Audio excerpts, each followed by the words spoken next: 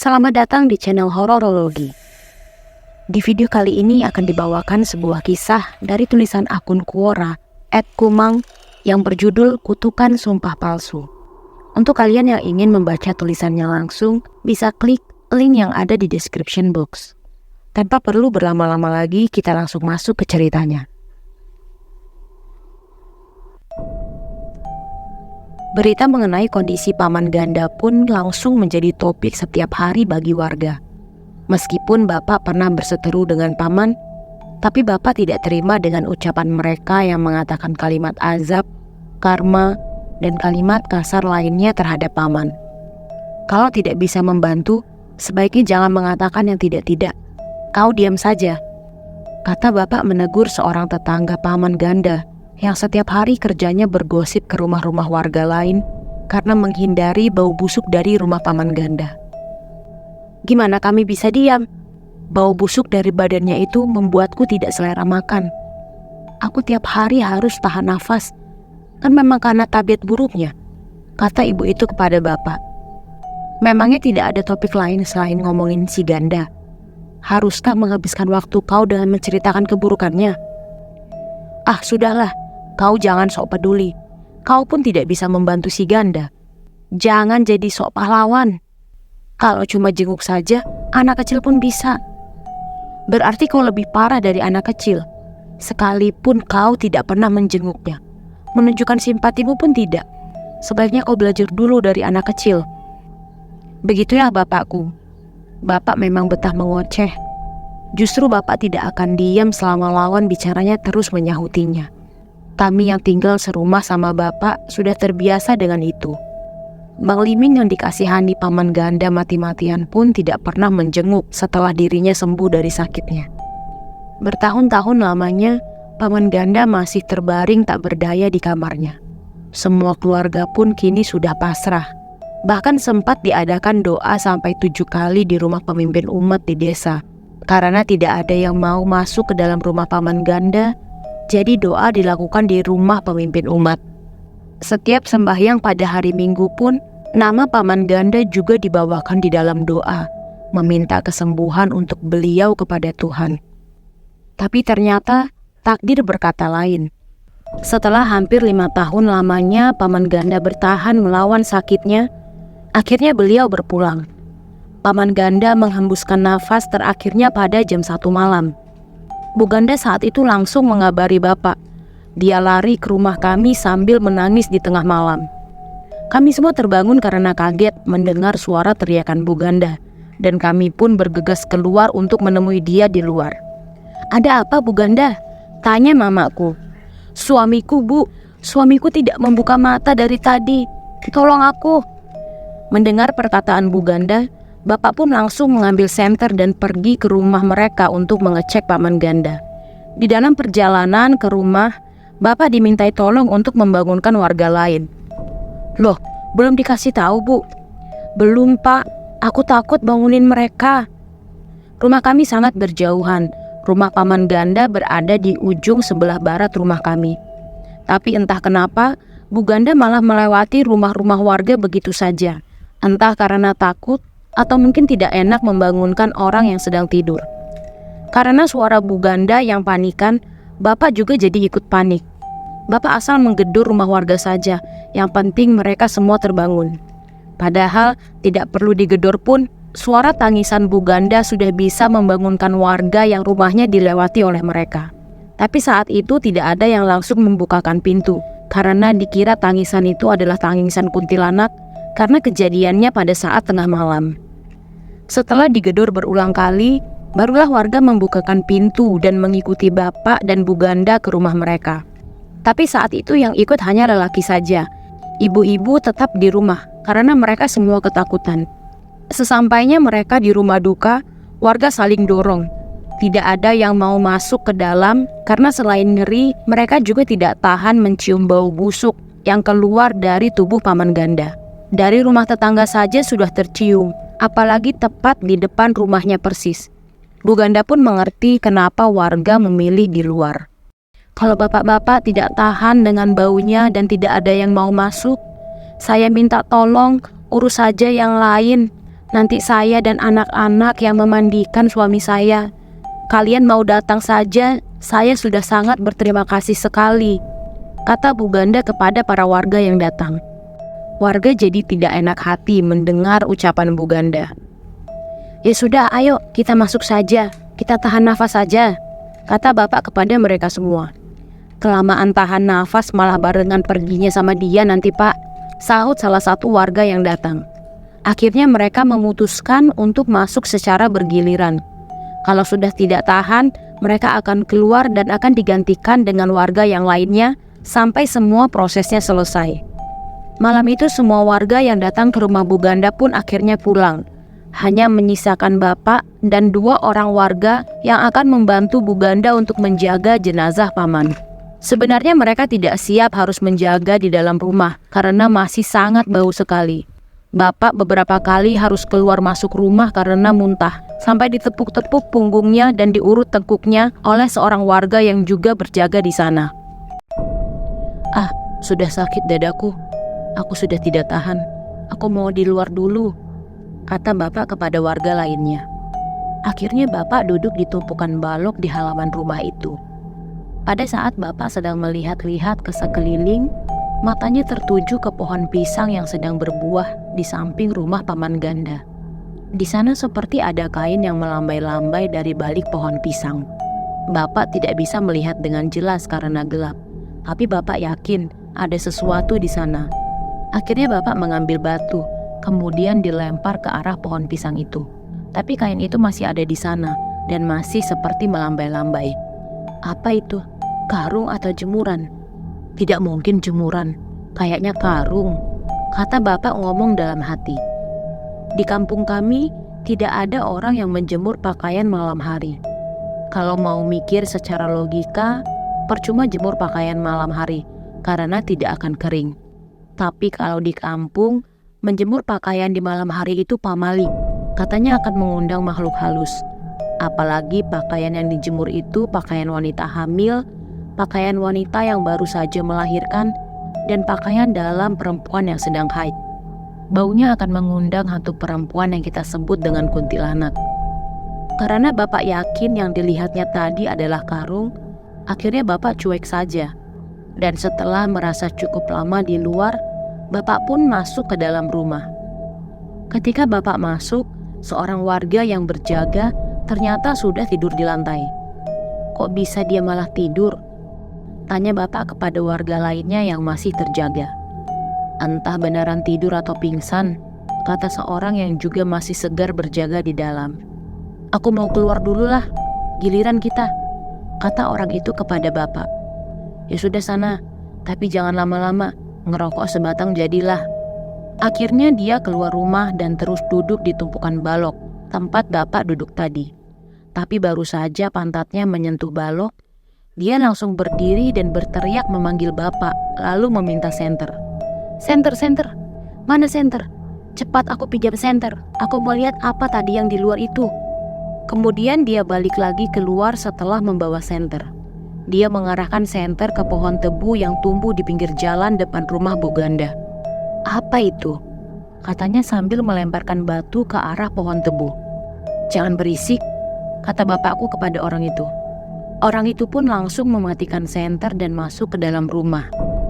Aku gak berani keluar, biarlah berjaga di sini sampai pagi, katanya duduk bersandar dekat temannya yang sedang tidur.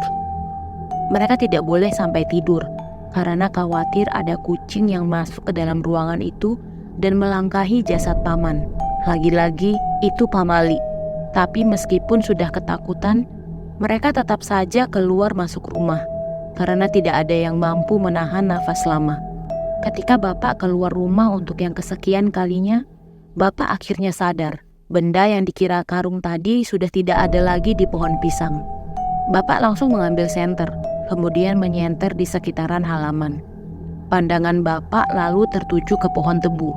Di pohon tebu itu, bapak melihat tubuh manusia yang terbungkus kain dengan wajahnya yang gosong.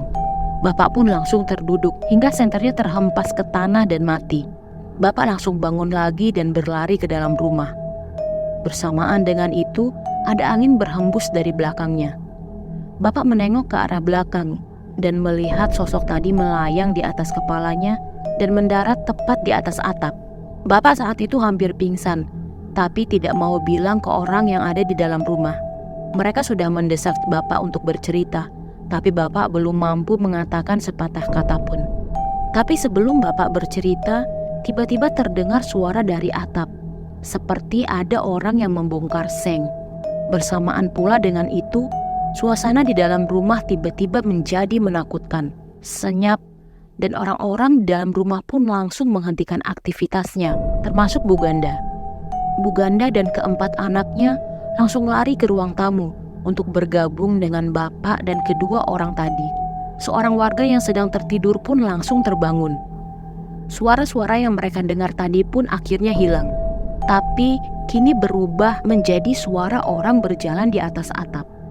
Dan dari dalam rumah mereka mendengar seperti ada suara tetesan dari jasad yang ada di depan mereka. Bu Ganda langsung menyalakan senter dan kemudian melihat ke bawah ranjang kayu tempat meletakkan jasad suaminya. Mereka melihat ada yang menetes ke lantai papan rumah itu dari kain pembungkus jasad. "Kenapa lagi ini?" kata Bu Ganda terduduk lemas. Mereka kemudian melihat ke jasad paman.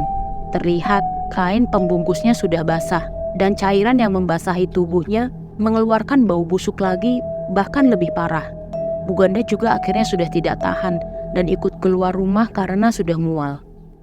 Mereka lalu keluar rumah bersamaan. Bu Ganda yang masih memegang senter kini melihat ke sekitaran rumah, mengarahkan senter ke atap, dan tiba-tiba Bu Ganda berteriak. Bapak dan yang lainnya langsung membawa Bu Ganda menjauh dari halaman. "Bapak, jangan ganggu kami, Pak. Pergilah dengan tenang," kata Minti, anak sulung Bu Ganda. Minti melihat Paman Ganda berdiri di atap. Saat itu Paman Ganda sedang melihat mereka di bawah. "Kau, ikut aku." Suara dari sosok yang menyerupai paman itu menunjuk ke arah Bu Ganda. Suaranya terdengar sangat menyeramkan. Lalu tiba-tiba sosok itu melayang ke belakang rumah dan tidak tampak lagi. Bapak dan kedua warga yang sedari tadi menjaga jasad Paman Ganda bingung antara mau balik ke rumah atau pulang saja. Tapi rasanya tidak manusiawi sekali jika meninggalkan anak dan istri mendiang begitu saja. Akhirnya seorang warga pun menyerah. "Aku tidak mau masuk lagi ke sana. Aku hampir mati ketakutan. Kalian saja yang jaga kalau masih sanggup." Dia pun akhirnya pulang dan berjalan menuju rumahnya, meninggalkan bapak dan seorang warga yang saat itu berpikir juga ingin pulang. Wajahnya pun sudah terlihat sangat pucat. "Kau mau pulang juga?" tanya bapak. "Tadinya aku mau pulang, kau gimana?" "Aku tetap tinggal di sini. Siapa yang menjaga kalau kita semua pulang? Masa kita tinggal bini sama anaknya gitu saja? Waktunya kan tidak lama lagi." Akhirnya mereka berdua masuk lagi ke dalam rumah bersama Bu Ganda dan anak-anaknya. "Bagaimana ini, Pak? Apa kainnya diganti atau ditambah saja?" tanya Bu Ganda kepada bapak. "Kalau boleh jujur, kami tidak bisa melakukannya sendiri, tapi bangunin orang lagi kan gak mungkin. Jadi tambah kain sajalah," sahut bapak kepada Bu Ganda. Akhirnya kain yang basah tadi dibungkus lagi dengan kain yang baru. Itu pun membutuhkan waktu yang sangat lama untuk menggantinya, karena mereka mual dan muntah terus dan harus bolak-balik keluar masuk rumah. Pada pagi hari, warga mulai berdatangan ke rumah duka untuk melakukan doa sebelum jasad mendiang dibawa ke pemakaman. Setelah semuanya siap, jasad paman dimasukkan ke dalam peti dan kemudian digiring ke hutan untuk dimakamkan. Pemakaman di kampung memang masih dalam hutan. Jalan ke sana juga sempit dan susah dilewati karena banyak akar-akar liar. Tapi di area makamnya sudah sangat luas karena sudah sering dibersihkan. Makam di sana tidak kelihatan dari jalan besar yang dilewati warga setiap hari dan juga jauh dari perkampungan. Sesampainya di pemakaman, warga dibuat kebingungan karena di dalam lubang kubur itu ada air sampai setengah tingginya dari dinding kubur. Karena kejadian tersebut, akhirnya ada beberapa warga yang kembali ke rumah untuk mengambil ember untuk menguras semua air di dalam lubang kubur itu. Warga yang memanggul peti sampai bergiliran karena petinya sangat berat.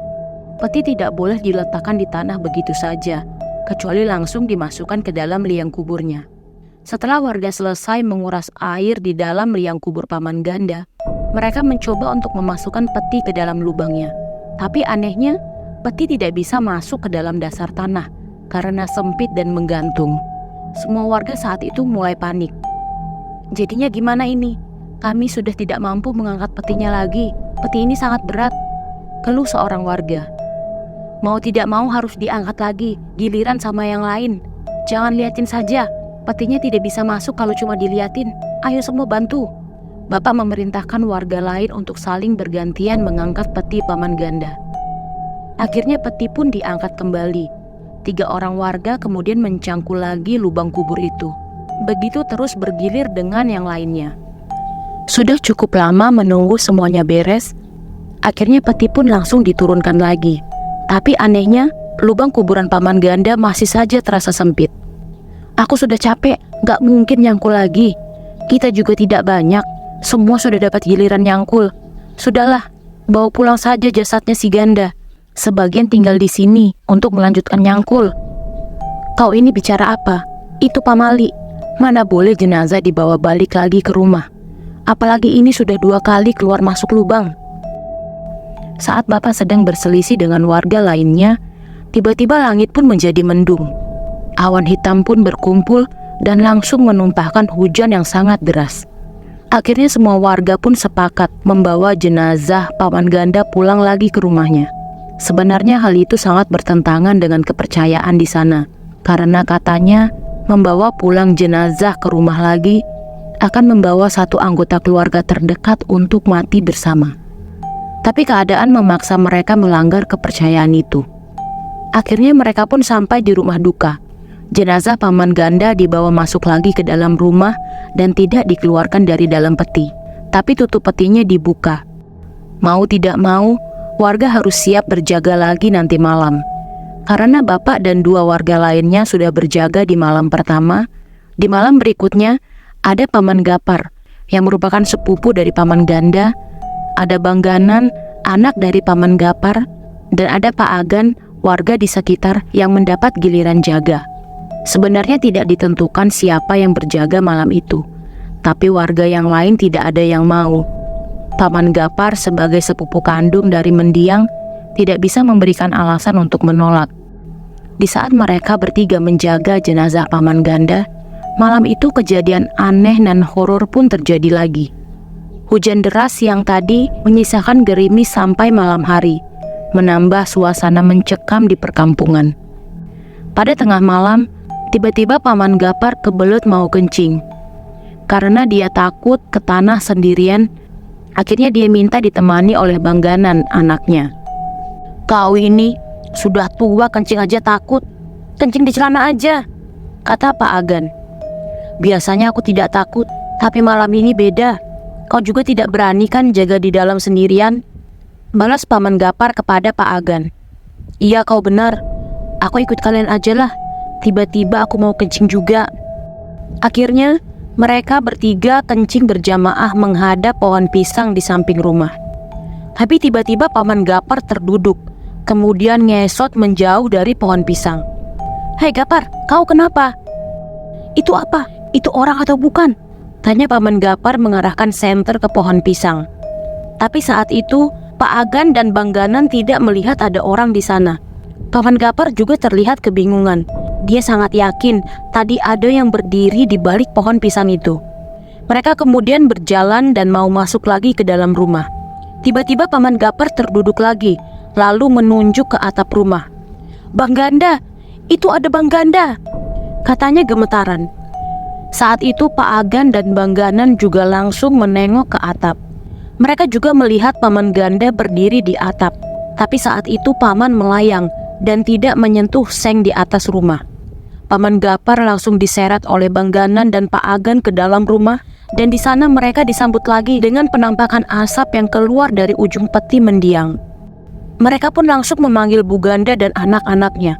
Di sana juga ada Nenek Suni yang sedang menemani Bu Ganda di kamar tidur. Mendengar teriakan ketiga orang itu, mereka langsung lari keluar. Ada apa Pak? Tanya Bu Ganda kepada mereka. Coba kau cek apa yang terjadi. Tadi ada asap dari dalam peti si Ganda. sahut Paman Gapar. Asap. Bu Ganda lalu mengambil senter, menyalakannya dan kemudian mengintip ke dalam peti. Apalagi ini? Apalagi yang salah? Kata Bu Ganda yang tiba-tiba menangis di dekat peti. Ada apa, Nak? Tanya Nenek Suni. Tapi saat itu Bu Ganda tidak menjawab. Dia hanya menangis, menyandarkan kepalanya di dinding peti. Nenek Suni dan anak-anak mendiang pun langsung memeriksa ke dalam peti. Ternyata rambut mendiang sudah gosong sebelah. Tercium bau gosong yang keluar dari dalam peti. Kasihan Bapak, kenapa semua ini bisa terjadi? Apa salah Bapakku? Tangis anak laki-laki dari Paman Ganda. Yang lainnya hanya bisa terdiam, tidak tahu mau mengatakan apa untuk keluarga yang ditinggalkan ini. Aku juga bingung dengan mereka yang berduka ini. Tidak pernah sekalipun mereka menyebut kata Tuhan. Apapun masalah yang mereka hadapi, boro-boro bersyukur. Mereka seakan belum mengenal agama. Padahal di kampung ini semuanya sudah jelas beragama Katolik. Mereka pun harusnya sama, karena memang agama itulah yang dikenalkan di kampung ini, dan agama itu pula yang diyakini semua warga. Selama Paman Ganda masih hidup, beliau sangat membenci hari Minggu, karena pasti ada yang sembahyang dan menyanyikan lagu rohani, dan Paman Ganda tidak menyukainya. Dulu di kampung kami belum ada gereja seperti sekarang. Kami sembahyang secara berpindah dari rumah satu ke rumah lainnya. Tapi tergantung juga tuan rumahnya mau atau tidak. Paman Ganda salah satu orang yang menolak diadakan doa di rumahnya. Alasannya rumahnya sempit dan tidak muat banyak orang. Mungkin karena itu juga proses pemakaman mendiang jadi tidak lancar. Pada saat-saat seperti ini, harusnya keluarga yang ditinggalkan mendoakan mendiang. Tapi bukannya doa, mereka malah terus bertanya, apalagi ini? Apa yang terjadi? Apa salahnya? Kenapa begini? Kenapa begitu? Dan sebagainya. Kalau disuruh doa, katanya Tuhan tidak melihat dan mendengar. Karena tidak pernah ada yang melihat Tuhan, jadi kenapa harus percaya? Apalagi menyembah Tuhan yang tidak terlihat itu. Dalam kondisi seperti ini, meluapkan emosi dan mengucapkan banyak pertanyaan pun tidak akan membantu. Akhirnya malam itu semua orang yang berjaga di sana, termasuk keluarga mendiang, hanya menghabiskan malam dengan penuh ketakutan. Pada saat mereka sedang berkumpul di ruang tamu, jendela yang mengarah ke pohon pisang tiba-tiba terbuka lebar. Terlihat ada tangan gosong yang menarik rambut mendiang. Kemudian tangan itu hilang, dan jendela pun langsung tertutup lagi. Mereka semua hanya bisa teriak ketakutan. Tapi Bu Ganda memberanikan diri mendekat ke peti mendiang suaminya. Terlihat beberapa helai rambut jatuh di dalam peti dan ada juga yang jatuh di lantai. Bu Ganda lalu mengumpulkan sisa-sisa rambut itu sambil menangis dan dimasukkan kembali ke dalam peti. Tapi saat itu Bu Ganda tiba-tiba teriak dan menjauh dari peti karena kaget. Katanya mata mendiang suaminya terbuka dan melotot. Paman Gapar dan yang lainnya pun melihat ke dalam peti. Ternyata memang benar, tapi mereka tidak ada yang berani menyentuh dan menutup matanya. Akhirnya Paman Gapar meminta untuk ditemani Bang Ganan dan Pak Agan untuk memanggil ketua umat. Mereka pun saat itu langsung berlari menuju rumah ketua umat. Dan tidak lama kemudian mereka datang lagi ke rumah duka bersama dengan ketua umat. Di sana langsung diadakan doa, mengajak mereka juga untuk mendoakan mendiang. Kemudian ketua umat menutup mata mendiang. Setelah itu ketua umat duduk bersama orang-orang di dalam rumah itu. Setelah kejadian menegangkan yang terjadi, semua orang di sana baru merasa lega setelah berdoa bersama. Hingga akhirnya pagi pun tiba. Warga kembali berkumpul untuk menyelesaikan proses pemakaman pada hari itu. Sebelum mereka pergi ke makam, tentunya dibantu dengan doa bersama lagi, berharap semua berjalan dengan lancar. Pada saat sekitar jam 10, warga bergotong royong memanggul peti ke pemakaman. 4 orang warga sudah lebih dulu ke makam karena harus menguras air dari lubang kubur yang sudah terisi lagi karena hujan kemarin. Pada saat warga yang membawa peti sedang dalam perjalanan menuju pemakaman, tiba-tiba mereka dikagetkan oleh suara geledek. "Ayo cepat-cepat, hari ini harus selesai, apapun yang terjadi," kata seorang warga yang berjalan di depan mereka. Mereka semua mempercepat langkah. Tapi peti yang mereka bawa terasa semakin berat, seolah-olah ada benda berat yang menambah beban pada peti. "Aduh, gantianlah, rasanya bauku mau tenggelam," kata seorang warga yang memanggul di belakang. Akhirnya mereka berhenti dulu untuk mengganti giliran dengan warga yang lain. Sesampainya di pemakaman, mereka langsung memasukkan peti ke dalam lubang. Tapi anehnya, dari kemarin sudah dicangkul, tapi peti tetap tidak bisa masuk full sampai ke dasar tanah. "Ini sudah digali, seharusnya sudah longgar. Kenapa masih sempit juga?" kata seorang di antara mereka.